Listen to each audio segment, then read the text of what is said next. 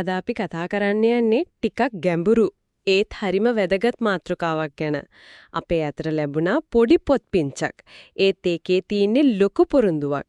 ඒ තමයි අල් කුරානය වගේ දැවැන්ත ඓතිහාසික ග්‍රන්ථයක හරය. සාමාන්‍ය කෙනෙක්ට තේරුම් ගන්න පුළුවන් විදිහට කඩලා දෙනවා කියන එක. මේක මිෂ්කාත් පරිේශන ආයතනය නිකුත් කරපු අල් කුරාන් පුරිතුලුක් කාන සිලඩි පඩයිකල් කියන දෙමළ ඉලෙක්ට්‍රොනික පොත් පිංච. ඉතින් අද අපි බලන්න යන්නේ මේ පොඩි පොත ඇත්තටම ඒ ලොකු පොරොන්දුව ඉටු කරනවද කියලා. එයාලා කොහොමද මේ දැවැන්ත මාතෘකාව දිගාරින්නේ? ඇත්තටම මේ පොත් පිංචේ තියෙන ලස්සනම දේ තමයි ඒකේ ප්‍රවේශය. ඒ කිව්වේ? ඒක අර ශාස්ත්‍රීය ලෝකයේ තියෙන උලුමුල් කුරාන් වගේ ගැඹුරු සංකීර්ණ විෂයන් වලට කිමිදෙන්නේ නැහැ. ඒ වෙනුවට සාමාන්‍ය මුස්ලිම් කෙනෙක්ගේ එදිනෙදා ජීවිතයේදී කුර්ආනය ගැන විතන විදිය, ඒකට සම්බන්ධ වෙන විදිය, අන්න ඒක හැඩගස්වන්න අවශ්‍යම දේවල් ටික විතර කරගෙන තියෙනවා.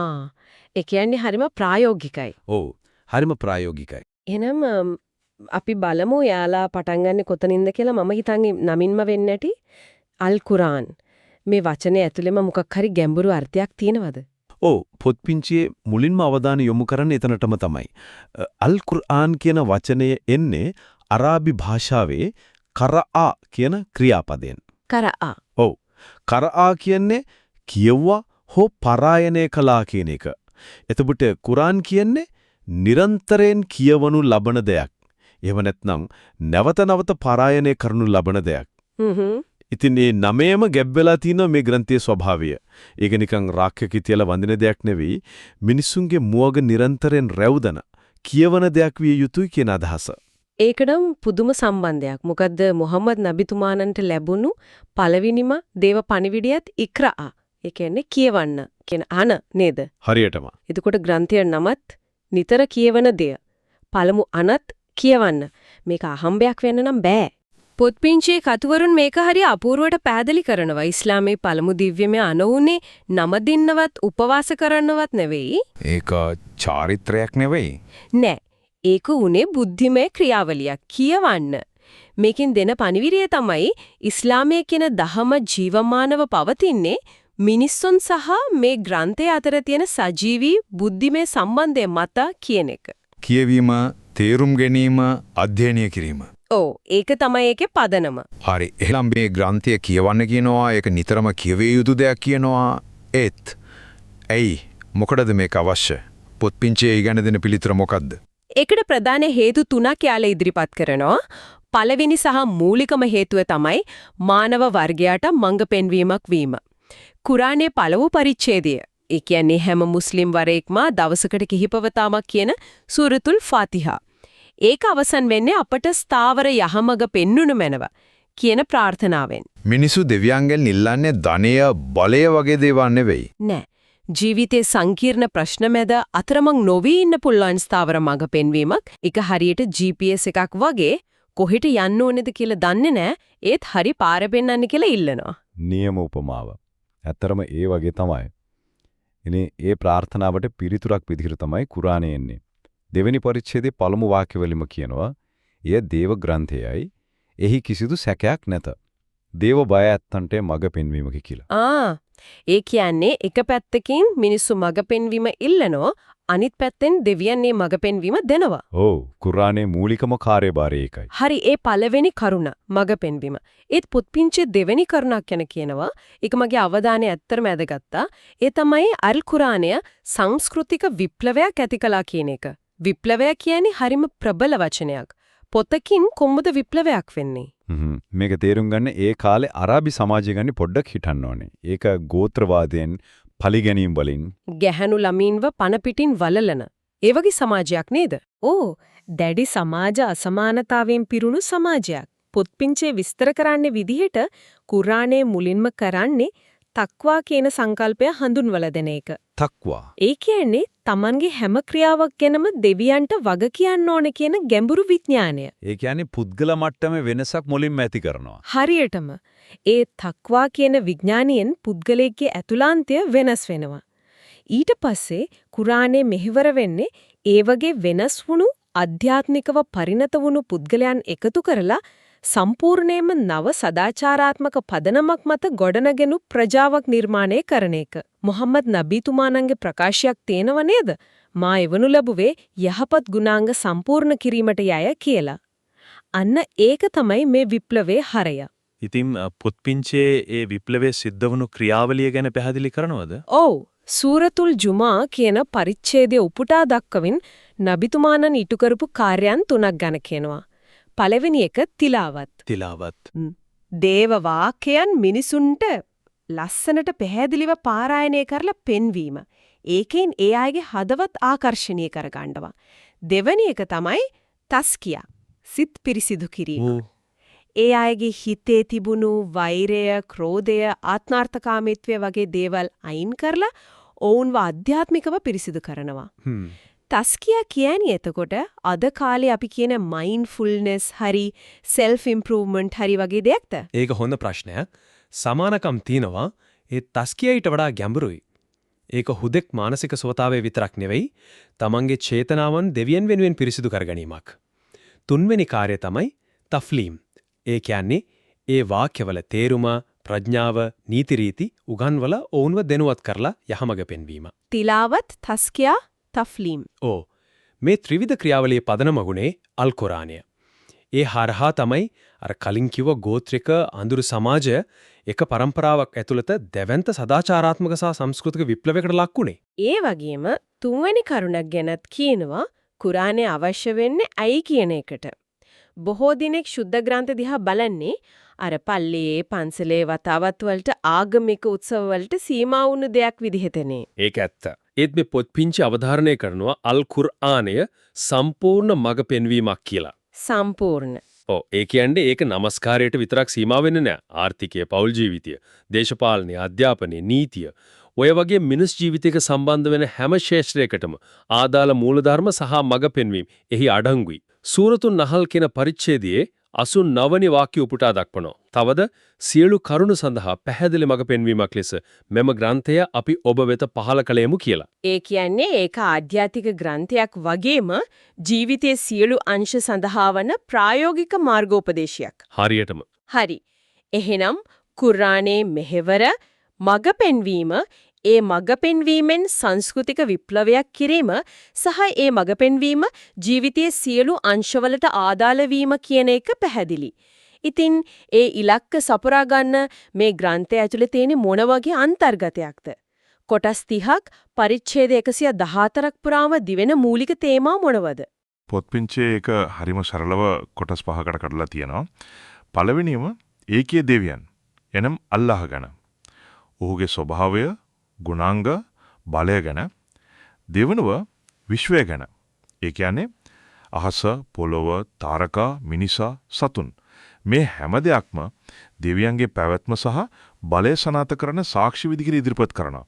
ඒ කියන්නේ විද්‍යාව සහ ඇදහිල්ල අතර සම්බන්ධයක් ගොඩනගනවා වගේ දෙයක්. ඔව්. විශ්වයන් නිරීක්ෂණය කරලා දෙවියන්ව හඳුනා ගන්න කියලා නිතරම උනන්දු කරනවා. තුන්වෙනි තේමාව තමයි ඉතිහාසය. අතීත කතා? ඔව්. අතීතයේ ආපු දේවදූතවරුන්ගේ කතා, ඒ අයගේ ඉගැන්වීම් පිළිගත්තු සහ ප්‍රතික්ෂේප කරපු ශිෂ්ටාචාරවලට වෙච්ච දේවල් ගැන කියනවා පාඩම් ඉගෙන ගන්න කියලා. හතරවෙනිය මරණින් මතු ජීවිතය. මේ ලෝකේ කරන හොඳ නරකවලට විපාක ලැබෙන පරලොවක් ගැන. සහ පස්වෙනිය තමයි ප්‍රායෝගික නීති රීති සහ සදාචාරාත්මක පුහුණුව. කලියුද සහ නොකලියුද දේවල්. ඔව්. පෞල් නීති, ආර්ථික මූලධර්ම වගේ දේවල්. මේ තේමා පහ තමයි කුර්ආනයේ පුරාම විවිධාකාරවලින් නැවත නැවතත් සාකච්ඡා වෙන්නේ. මේ තේමා පහම එකට සම්බන්ධ වෙලා ලොකු චිත්‍රයක් මවනවා වගේ නේද? නියමටම කිව්වොත් පොත්පිංචේ ලොකු චිත්‍රය හරිම ලස්සනට සාරාංශගත කරලා තිනවා. ඒක මේ වගේ. අල්ලාහ් තමයි එකම මැවුම්කරු. ඒ නිසා වන්දනාමාන කළ යුත්තේ ඔහුට විතරයි. අප වටා ඇති විශ්වය දිහා බැලුවම ඔහුගේ බලය තේරුම් ගන්න පුළුවන්. ඒ හරහා මේ తాවකාලික ජීවිතය සහ මරණය යථාර්ථයක් තේරෙනවා. මේ යථාර්ථය තේරුම් අරගෙන සාර්ථක වුණු අයගේ වගේම ඒක නොසලකා හැරලා විනාශ වෙලා ගිය අයගේ ඉතිහාසකතත් මේකේ තියෙනවා. ඉතින් මේ හැමදේම පදනම් කරගෙන මෙලොව හා පරලොව සාර්ථකත්වය ලබන්න ජීවිතේ හදාගන්න අවශ්‍ය නීති රීති සහ පුහුණුවත් කුර්ආනය සපයනවා. මන්ට ඒක තේරෙනවා. ඒට හරියට මේ තමයි යථාර්ථය. මේ තමයි ඉතිහාසයෙන් පාඩම්. ඉතින් මේ විදිහට ජීවත් වෙන්න කියලා කියනවා වගේ. ඉතින් මගේ ඔළුවට එන ලොකම ප්‍රශ්නේ තමයි ඒ පණිවිඩයත් එක්ක අපි මොකද්ද කරන්න ඕන? ඒක නිකන් කියවල පැත්තකින් තියන්නද? පොත්පිංචිය කියලා මොකද්ද කියන්නේ? ඒ කියන්නේ කුර්ආනයේ කෙරෙහි ප්‍රජාවගේ වගකීම් මොනවාද? මේක තමයි පොත්පිංචේ තියෙන වැදගත්ම සහ ප්‍රායෝගිකම කොටස. ඒ වගකීම් පියවර 5කින් යුත් ක්‍රියාවලියක්. එහෙම නැත්නම් ඉනිමගක් වගේ දක්වලා තියෙනවා. ඉනිමගක්. ඔව්. පළවෙනි පියවර තිලාවා. එනම් පාරායනය කිරීම. දෙවෙනි එක හිෆ්ස්. ඒ කියන්නේ කටපාඩම් කිරීම. හරි. තුන්වෙනි එක තාල්ලුම්. එනම් ඉගෙන ගැනීම, එහි අර්ථය තේරුම් ගැනීම. හතරවෙනි එක තදබ්බුර්. ගැඹුරින් සිතා බැලීම, මෙනෙහි කිරීම. සහ පස්වෙනි අවසන් පියවර තමයි අමල්. ඒ කියන්නේ ජීවිතේ ක්‍රියාවට නැංවීම. ඒක පියවරෙන් පියවර යන ගමනක් වගේ එකක් නැතුව අනික කරන්න බෑ වගේ නේද? හරියටම ඒ පියවර එකිනෙකට සම්බන්ධයි. නිතර පාරායනය කරනකොට කටපාඩම් කරන්න පහසු වෙනවා. කටපාඩම් කරගත්තම ඒ කොටස්වල අර්ථය ගැන ඉගෙන ගන්න ලේසි. ඉගෙන ගත්තම හිතන්න පුළුවන්. ඔව්. හොඳින් ඉගෙන ගත්තම ඒ ගැන ගැඹුරින් හිතනකොට, ඒ කියන්නේ තදබ්බුර් කරනකොට ඒක නිකම් දැනුමක් විතරක් නෙවෙයි, තමන්ගේ හදවතට කතා කරන දෙයක් බවට පත් වෙනවා. ඒ සම්බන්ධතාවය තමයි අවසානයේදී ඒ ඉගැන්වීම් තමන්ගේ ජීවිතේ ක්‍රියාවට නංවන්න, ඒ කියන්නේ අමල් කරන්න මඟ පාදන්නේ. ඒත් පොත්පිංචේ නිරීක්ෂණයක් තේනෝ නේද වත්මන් තත්ත්වය ගැන. මේ පියවර පහම ඒ විදිහටම අද සමාජයේ අනුගමනය වෙනවද? මෙතනදී තමයි පොත්පිංචේ විවේචනාත්මක අදහසක් එන්නේ. ඒකේ කියනවා ප්‍රජාව බොහෝ විට මේ ඉනිමගේ පළමු පඩිපෙළ දෙකේ පාරායනය කිරීමයි කටපාඩම් කිරීමයි. ඔව් ඒ දෙකේ හිර වෙලා ඉන්නවා කියලා. ඒකත් බොහෝ වෙලාවට කරන්නේ හුදෙක් කුසල් එහෙම නැත්නම් පින් බලාපොරොත්තුවෙන් විතරයි අර්ථය තේරුම් ගන්න උත්සාහ කරන්නේ නැතුව. ඒ නිසා ඊට පස්සේ තියෙන ඉගෙනීම, ගැඹුරින් සිතීම සහ ක්‍රියාවට නැංවීම කියන අත්‍යවශ්‍ය පියවරවල් වලට යොමු වීම හරිම දුෂ්කර වෙලා. ඇයි එහෙම වෙන්නේ? ඒකට ප්‍රධාන හේතුව විදිහට පොත්පිංචි මොකද හඳුනාගන්නේ? පොත්පිංචි ඇඟිල්ල දිගු කරන්නේ අරාබි භාෂාව පිළිබඳ ඇති නුහුරු බව කියන කාරණයට. භාෂා බාධකය. ඔව්. විශේෂයෙන්ම දෙමළ භාෂාව කතා කරන මුස්ලිම් ප්‍රජාව ඉලක්ක කරගෙන මේක ලියවිලා තියෙන නිසා ඒක පැහැදිලිවම කියනවා කුරානයේ තියෙන අරාබි භාෂාවෙන්. ඉතින් මේ භාෂාව ගැන කිසිම අවබෝධයක් නැති කෙනෙක්ට වචන උච්චාරණය කරනවා වෙන දෙයක් කරන්න බෑ. ඒකේ තියෙන සාහිත්‍යමය සුන්දරත්වය, ගැඹුරු අර්ථය, හදවතට දැනෙන පණිවිඩය අල්ලගන්න බෑ. ඒක හරියට ෂේක්ස්පියර් ඉංග්‍රීසියෙන්ම කියවන්න හදනවා වගේ වැඩක්. වචනවල ශබ්දය ඇහුනට ඒකේ ගැඹුරු සංස්කෘතික අර්ථය, ඒ හැඟීම මගහැරෙනවා. එතකොට ඒ භාෂා පරතරය තමයි මිනිසුන්ට ඉනිමගේ උඩටම යන්න තියෙන ලොකුම බාධකය වෙලා තියෙන්නේ. ඔව්. ඒ නිසා තමයි පාරායනය කිරීම කියන එකම ලොකු දෙයක් වෙලා. ඒ කියන්නේ එහාට යන්න බැරි වෙලා තියෙන්නේ. පොත්පිංචිය අවධාරණය කරනවා මේ භාෂා පරතරය කොහොමරි පියවා ගැනීම කුරානයේ සමග සැබෑ ජීවමාන සම්බන්ධයක් ගොඩනගා ගන්න අත්‍යවශ්‍යයි කියලා. එහෙනම් අද අපි මේ පොත්පිංච හරහා ගිය ගමන සාරාංශගත කළොත් අපි පටන් ගත්තේ කුරාන් කියන වචනේම තේරුම නිතර කියවන දිය කියන එකෙන්. ඊට පස්සේ අපි දැක්කා ඒක හුදු ආගමික ග්‍රන්ථයක් නෙවෙයි, සංස්කෘතික විප්ලවයක් කරන්න ආපු ජීවිතයේ හන අංශයකටම අදාළ සම්පූර්ණ මඟ පෙන්වීමක් කියලා.